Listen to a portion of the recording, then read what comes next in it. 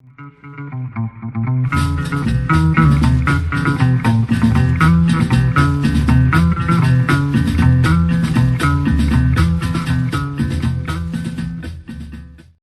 EDI, effectivement, nous sommes dans une région à fort défi sécuritaire, donc les EDI sont là, les établissements les reçoivent.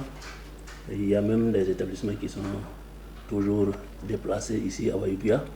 Donc, et conformément à une note du MENA-PLN, tant du MENA-PLN 2024, alors les EDI, on les reçoit sans frais. Sans frais, et donc ce sont des conditions qui leur permettent en tout cas d'assurer la continuité éducative.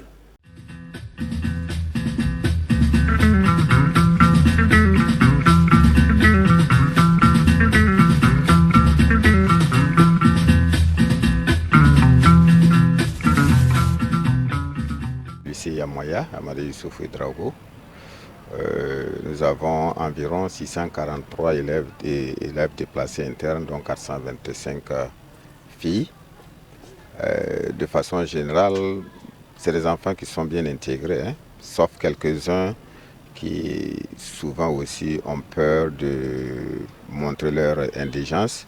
Mais avec le temps, quand on les découvre, on essaie de leur apporter du soutien. Donc en termes d'appui, ils reçoivent beaucoup d'appui, non seulement des bourses pour accompagner leur scolarité, surtout des kits scolaires et des kits alimentaires que certaines ONG viennent en tout cas leur donner comme appui. En termes de difficultés, souvent ce sont ceux qui sont en classe d'examen. Il y a un texte qui dit de ne pas exiger la scolarité, donc ils sont en tout cas épargnés du paiement de la scolarité et des autres frais.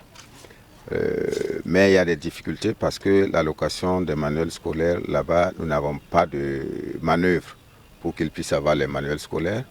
Deuxième élément, ce sont les examens. Quand ça arrive à la période des examens, les frais d'examen, il n'y a rien qui est fait pour eux. Donc souvent on est coincé, mais quand même on a toujours eu des gens qui mettent la main dans la poche pour les accompagner.